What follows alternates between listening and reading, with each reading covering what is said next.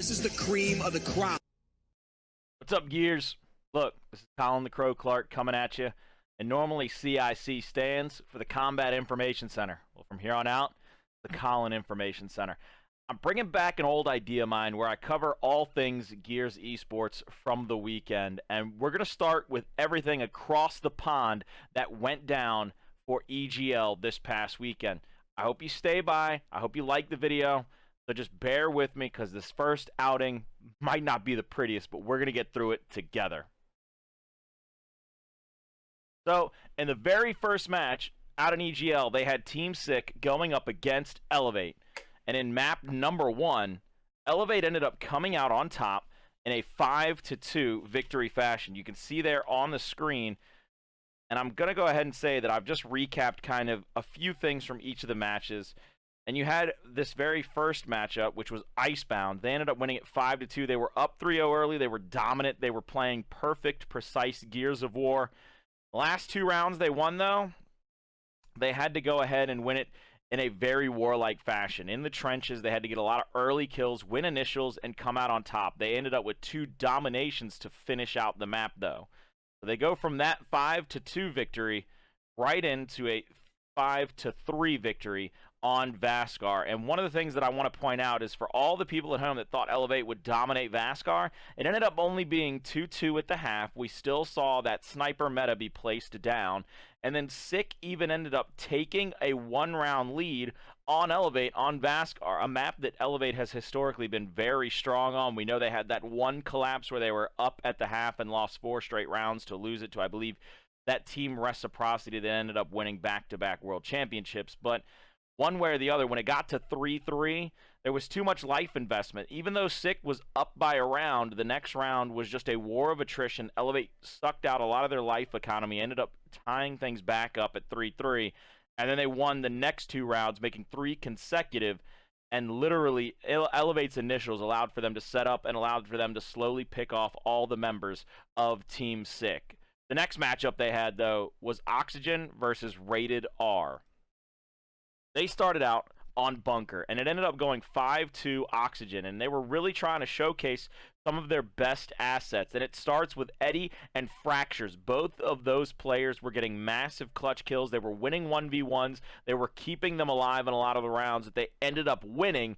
So it was a beautiful play for them, especially in the first half where it looked like Rated R could have easily taken those 2 rounds that they won. It ends up being 2-2 at the half, and then we go 4-2 into round 7 where you're down 4-2. Rated R has to make something happen, and Eddie comes up clutch once again for his team. He was definitely the MVP for me watching this back. They ended up winning map number 1, 5-2 on Bunker. They go to map number 2, though, which is probably one of Rated R's best maps in their historical presence. They go to Exhibit. They win it 5-1. Round 3 was a 250-249 differential, though. It was a single point that separated a possible 2-1 lead for Oxygen and turns it into a 2-1 lead for Rated R. 5 rounds in a row, though. Domination comes out from Rated R early in those rounds, getting great initials, putting pressure on Oxygen. But without a doubt, in my opinion, Marsh proved he is one of the best players on 2 feet on the planet. He ends up getting a triple kill, clutching up a 2v1 by actually getting one of Oxygen's members to down his teammate to win it, just to go ahead and finish off in style 5 straight rounds for Rated R. They finish things up on Icebound with a 5-3 victory for Rated R. One of the things I want to point out is, yet again, Oxygen tying things up at the half. Just like Bunker map number 1 was, it was 2-2, and Oxygen got 2 quick rounds, their first 2 rounds on the board, and it looked like Rated R might be falling off, but then Rated R comes back and does it in a fashion that we may not be used to seeing them win it, which are wars of attrition. You're used to Rated R putting pressure on people, getting dominations, maybe eliminations, but they end up getting it 2-2, with some pure, just great Gears crossing action, getting downs, keeping the pressure on the opponent's team when they come off of respawn. We then get a 3-3 with Marsh clutching a 1v2 in order to help win another round, but The Wolfpack in those last 3 rounds for Rated R, their bread and butter staying together, using their shotguns, slaying out, is what brought them to that 2-1 victory over Oxygen. And as you can see here, these are the standings from EGL. You get the 2-0 for Elevate, the 2-1 for Rated R, and there's your league standings after their 4 weeks. Rated R still a perfect 4-0. Oxygen and Elevate both sitting at a 2-2. Team C.I.C doing their best to stay in it, but they are 0-4 right now. They are at the bottom of the barrel. We go into the Latin America scene, though, and we're going to start things off with Pittsburgh Knights versus La Pilade. I'm sorry for the pronunciation of that, but La Pilade. But one way or the other, we have a bunker, which is 5-2, going in favor of Pittsburgh Knights. Absolute dominant performance to win 4 rounds in a row for Pittsburgh going into the half. They tie it up 2-2. So you're a little bit impressed with the competition, but you look at Pittsburgh winning those first 3 rounds of the second half, it's on the backs of a guy like Summons, who continuously shows that consistency can win you games. When you have somebody that is as good as he is, consistently round in and round out, winning 1v1s for you, winning late rounds, he ends up shutting it down. And the very last scene you see in that matchup is my main man, Summons, standing tall after finishing off a 2v1 with a little bit of help from a teammate to secure the home hill, secure the round, and secure the match. We then go over to Training Grounds, where again, it's a dominant performance. I know that they get 2 rounds on Pittsburgh Knights, and Pittsburgh ends up winning it 5-2. But it's 3-1 at the halftime, and then you see 14-5 for a kill-to-death type style for Summons and Identives. 2 of the big stars for Pittsburgh Knights have 2 amazing performances on map number 2. And again, we finish out the final scenes. If you go back and watch this in the VOD, you see Summons standing tall on the home hill of Le Pilade. And I'm very impressed with the way Pittsburgh's playing. They've got a bit of a honeymoon phase going on. They're very hot, though, but when they get hot, they get blindingly hot. They get sun-like hot, and they just run through people. They are one of the most dangerous teams right now walking.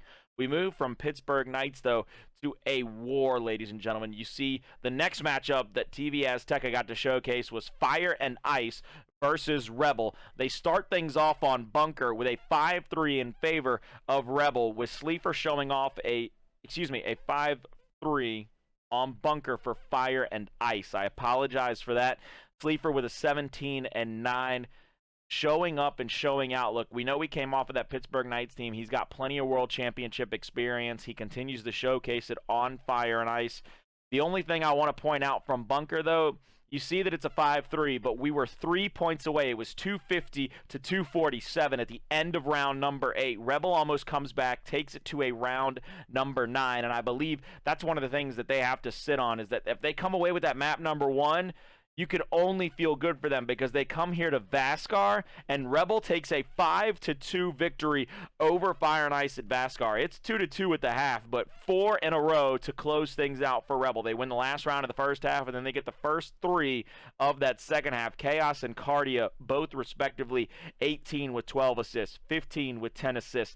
I know they had a decent amount of deaths in that game, but when those 2 guys heat up, they start firing all cylinders. C.I.C and Cardia seem to be the heart and soul of that Rebel team. If they can get their feet under them, get rolling like a freight train, they are very hard to stop. But ladies and gentlemen, they couldn't get anything going into map number 3. As you can see on your screen, it is a 5-1 in favor of Fire and Ice. And just like we saw with C.I.C and Cardia stepping up and showing out for their teams, opposite them now on Fire and Ice, you had Exploits and Sleeper with a 14-6, 14 kills and 16 assists for Exploits, 14 kills, 13 assists for Sleeper in that matchup. Fire and Ice was dominant every single round. You never really felt like things were out of their hands or out of control in that map number 3. Training Grounds is a map that you really got to watch out for. If Fire and Ice can get it in the map rotation for you, they had a very pristine play style on it. They knew where they wanted to take fights. They knew where they wanted to wolf pack. Their initials were pretty good, and it shows with that 5-1 victory over Rebels and getting a 2-1 win over Rebels for the week. Let's take a look at the graphic. You can see after 4 weeks of play, The Pittsburgh Knights at Fire and Ice are up there tied at 1-2 with a 3-1 record apiece, both of them with 3 points to their name. Rebel sitting right there at 2-2, just nipping on the heels of Fire and Ice and Pittsburgh Knights, and we've got a few more weeks to go. They can get better in these standings if they just win out. They've got to make sure that they clean up some of those errors, especially on a map like Bunker where they were only 3 points away from getting that round number 9, and down there at the bottom, Le Palide 0-3, no points to their name, bottom of the barrel, just like we saw in the EU with Team C.I.C. They are just bringing up the rear right now, so big shouts out so far to EGL and TV Azteca for those beautiful graphics that I can put up on stream for all of our on this video for you all. Let's go, ladies and gentlemen, to my personal stream, Colin Crow Clark, twitch.tv/Colin Crow Clark, where I bring in the off-stream matches, and we start out the day with UIU versus Vanquish, and UIU impressive in the fact that they could continue to clutch up those round number 9s. You see, Vanquish pushes UIU to back-to-back round number 9s, and in District, the big turning point in round number 9 was Explosive ends up winning a 1v on the home hill of Vanquish, which would net them the home and the break for UIU, which is exactly what they need. Meanwhile, on the E-Hill, 3 members of Vanquish are trying to play defense against Kenny and Mental, trying to stop them from getting that mid-neutralization. They end up killing Mental. Kenny keeps 3 members of Vanquish busy there, and that 5th member, that up on the home hill for Vanquish, gets taken out by Explosive, which ends up giving them that first map victory in a 5-4 fashion. We move over to Asylum, though. We see the same exact thing. Vanquish gives them the haymaker. I said the soul taker. They make it a 4-4 or 4-3 lead. UIU comes back with a 4-4 and then ends up winning another round 9, which was very closely contested. Vanquish won the fight at the mid-neutral. They pushed into the home hill of UIU, but 3 members of UIU were waiting in the wings for Handles, who was by himself at that point trying to break the home hill of UIU. Constant pressure out of UIU, great rotations out of them, continued to win them late rounds, continued to get them those round victories, which netted them a 2-0 over Vanquish. There's no pictures on a scorecard. They get the 2-0, but it is 5-4, 5-4, and I am very impressed with what I got to see out of Vanquish. Our second matchup of the day, ladies and gentlemen, was Rise versus PDHM. You can see it up there in that scoreboard that I had on my stream. We go to Bunker, which was the first map between Rise and PDHM, and it is a 5-2 beatdown in favor of Rise. 3-1 at the halftime. Enzem with 24-16 and only 11 deaths to his name. So 24 kills, 16 deaths for Enzem here on map number 1. They were playing with their food in the first half. I know PDHM got that last round of the first half under their belt. Rise Nation comes right back in the first round of the second half, wins one. PDHM fights back a little bit more, but Rise never out of control of this one. They really certainly showed. As of right now, they're the second best team in NA and the second best team in the world, if you ask me, because they're becoming more consistent week to week. They've still got to show up and show out against a team like UIU, but we go to map number 2 between Rise and PDHM on District. 5-1 in favor of Rise. The final round, though, was played out in a 5v4 fashion. One member of PDHM left the game, and it was pretty much scrapped. You see it was a 4-1 there. PDHM lost a member of their team. They played out that round number 6 in a 5 versus 4 fashion. 4-0 at the halftime. Enzem again with a monster performance, a 24-6-8.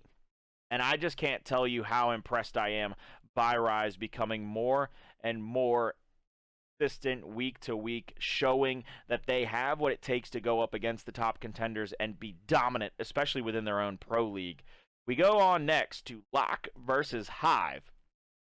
Now, this is by far my standout performance of the week. Hive has had some struggles recently. They had a great win on Emergence Days, but they come out against Lock this week, and they get a 5-0 on Hive. They played defense. They applied pressure. They made Lock waste life after life trying to do these retakes, trying to find their way around the map, whereas Hive sat back, used Lancers, and instead of trying to be the quickest team on the planet, instead of trying to just slay out and show that their mechanical skill is what wins them these games, they win it with defense. They win it with a 2-1 hill lead. They get points on the board. Solar's the MVP of map 1 with a 15 and 14 with only 4 deaths. 15 kills, 14 assists, 4 deaths for him. Absolutely scintillating, sensational performance. We move to map number 2, which was District. They was a 5-2 victory for Hive, as you can see on the screen, but the respawn economy ends up killing Locke in the end, as Shock was the first one to lose his final life as we go into round number 7. He was in a final bid push to get the home hill of Hive. It falls short because 2 members, both Shock and I believe Detox was the other member, to lose all of their lives to the respawn economy, which gave Hive that 7th round and their 5th round of the map, which ends up netting them a 5-2 victory, so 10-2 in round count for Hive over Locke. PJ Force comes away with 16 kills, 15 eliminations, only 9 deaths. So 2 members of Hive getting it done in 2 very similar fashions with high kills, high assists, with low numbers of deaths. We now go to the last game of my stream for Sunday, which was Noble versus Pain, and this was a banger. This was a great game to get the cast. We started out on Bunker, and it was a 5-4 victory for Pain. They go back to their bread and butter, ladies and gentlemen. Round 9, Morty and Sneak end up getting clutch kills to seal that deal for the side of Noble.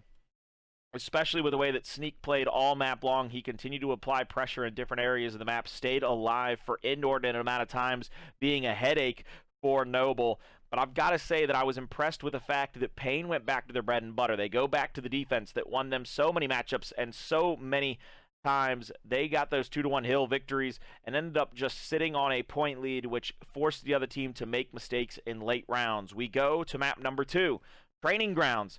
For the side of Noble, we have a 5-3 victory for them, and one of the things that just stood out to me was even though Lanarchy had 24 kills, 11 assists, he had 17 deaths, a lot of deaths for Lanarchy in this victory. A lot of deaths across the board for everybody in this victory on the side of Noble. But the thing that worries me is even though they come out with a 5-3 victory, they had 3 picks on the drop shot and ended up losing it all 3 times without getting a single kill. So that's 6 rockets wasted for them. That's a 5-3. Could have easily been turned into a 5-4, maybe even gone the other way. Good job to pull it out, but that's something I want to see Jackal get back in the lab with his team of Noble and say, hey guys, look, if we're going to get 3 picks on the drop, we need to use those 6 rockets to our advantage. We go to the final map for that matchup, and it was not even close. 5-1 in favor of Noble. We get the snipe meta out of both teams that we've gotten to see on Vaskar. Very happy to see that that's a different playstyle on that map. Noble's Wolfpack, though, they had multiple members in different areas of the map playing together, using their shotguns, getting those revives off. Just absolutely too strong for Pain to handle in map number 3. Lanarchy, again, your MVP with 19 kills, 17 assists, and only 8 deaths this time, cleaning up a lot of those sloppy deaths he had on Training Grounds, which nets him a 43 kill, 28 assist performance. Absolutely fantastic by him. Now we're going to move things over to the mainstream for Gears Esports NA with my main man Guy Blaze and Jacob MVPR calling all the action over there. Very happy to see that them still putting in perfect work for the mainstream. They started things off with Hive and PDHM, and map number 1 between them is 5-4 in favor of Hive on District. Solar's with a 17, 11, and 12 score line. Absolutely great for him statistically. PDHM, though, they have 2 rounds where they have the lead, they have the kills, they have the hills. They just have to close things out. Hive doing a great job at capitalizing on little mistakes out of PDHM. That's going to be what separates these teams late in the season, who can capitalize on other teams' mistakes and who can prevent those mistakes from coming back to haunt them. We go to map number 2, 5-3.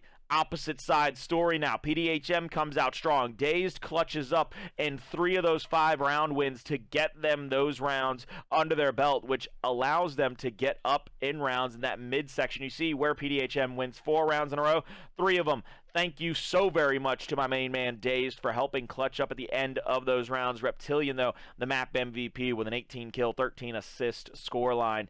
Now we go to map number 3 between Hive and PDHM. It ends prematurely, ladies and gentlemen. This is the last screen you see, but make no mistake about it. Hive ends up winning it 5-2. This is the last moments We had somebody leave the game or shut the game down, the host lobby, and I just want to give a quick shout out and say, look guys, Exovios wins a 1v1 to clutch up a hill and clutch up a kill for his team. A big 1v1 won by Exovios, which basically ends things there. I know it's never over until it's the final bell, the final whistle, whatever metaphor you want to use, but Exovios with that 1v1 damn near put a stamp on the book and closed the spine. But it ends with this final screen up on the screen, and I just want to echo what Guy Blaze said. Look, ladies and gentlemen, stay in the game. Let us get these stats. Let us be able to help analyze how teams are doing from week to week, who they're strong against, who they're weak against. It allows us to build storylines, allows us to build a better esports program. Please, for the love of all that is holy, stay in the game. Let us see your stat lines. But Hive get a 2-1 map count victory over PDHM, where they win Vascar and District 5-4, 5-2. We move on to the second matchup of the day, which was UIU and Pain. They start things out on Bunker, and it is 5-1 for UIU. Mental has 5 in a row to close out that 6th round in favor of UIU. Nobody on UIU, though. No more than 10 deaths in map number 1. Mental with a 20 kill, 8 assist, 8 death scoreline. We go to map number 2, which begins out just the way that map 1 finished, ladies and gentlemen.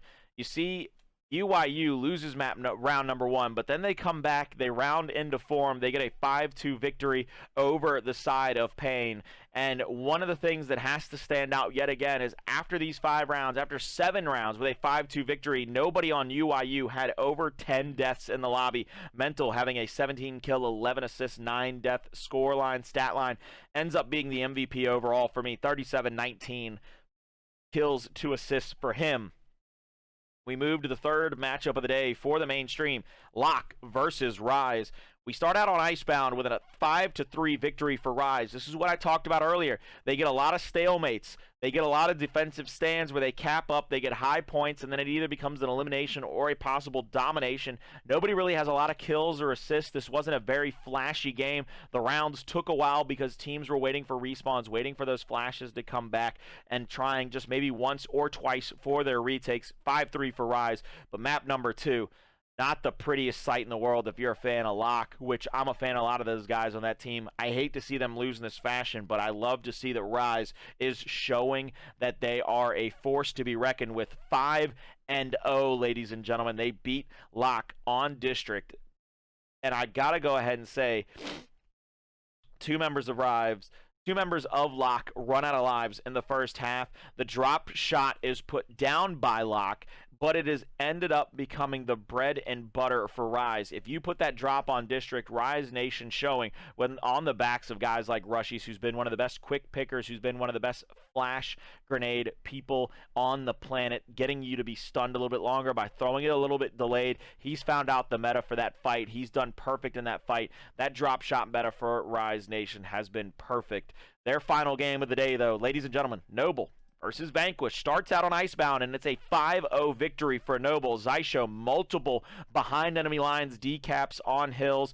Perfect job by him, winning 1Vs to close out that 5th and final round. You see he got a 1v1 win on the home hill of Vanquish, and then rotated back to the mid-neutral hill to help in a 2v1 to get the victory on the E hill. He ends up with a stat line of 13 kills and 9 assists with only 1 death. We go to District, which was map number 2 for them, and Noble comes away with it 5-3, giving a 10-3 victory to Noble. Absolutely impressive performance, because if you remember, Vanquish beat them just a few weeks ago 10-4. Zyso drops a double, though, to close out round number 8. Double kill with that drop shot to help close things out. BQ put the drop down at the cinema. They end up losing the initial, though. The round after they place the drop, they lose that initial. Zycho with 17, 14, and 7, giving him a beautiful stat line, ladies and gentlemen. Excuse me, 12, 14, and 7, giving him a beautiful stat line of 25 kills, 23 assists, with only 8 deaths across 2 map. And we take a look at this final standings here for the North American side of things. See UIU up on top with 8-0. Rise Nation right behind him at 7-1. The only team they've lost to is UIU. Noble Hive tied up at 5-3, and then you see PDHM Vanquish at 3-5, Pain at 1-7, and Lock down there at 0-6. Bringing up the rear for the NA Pro League for North America. We're going to come back. There's that beautiful Crow logo. Once again, thank you to everybody that joined me. We'll bring the webcam back up. I want to thank you all for joining me for episode 1 of C.I.C. It used to be the Combat Information Center. Now it's the Colin Information Center. It's all things Gears Esports from all 3 major regions we have running. Big shouts out to EGL, Toby, Brew, Ton, all 3 of those guys doing an amazing job over there casting the European Pro League, especially. I've got to give a thanks to my main man, Frew. Look, I love him. He talks to me throughout the week, gives me insights on how these teams are playing. We go to the Latin America scene. Huge shout out to TV Azteca. They are doing one of the best jobs in the world at bringing you the hype, bringing you the action. I can't thank them enough for what they do week in and week out. I am Colin the Crow Clark. I run the off streams for the NA Pro League here in North America, twitch.tv/Colin Crow Clark. On the mainstream, we have Guy Blaze live and Jacob MVPR, my duo, Jacob up there. He's doing his best to be the best, and without a doubt, he is accomplishing that because he's working alongside Mr. Perfect himself and Guy Blaze. They do a great job. Live.gearsaward.com for all of your Gears Esports action. I am going to be signing out. If you like the video, give it a like. Tell me what you'd like for me to see to improve upon week by week. I'm going to try to make this a weekly thing, give you these updates, get you these scores and stat lines. I want to make this kind of like a sports center. I want to try to give you all of the insight I can. Give me a like, give me a comment, tell me what you like, maybe dislike, what I can improve upon. I will do my best, but this is Colin the Crow Clark signing out for the week.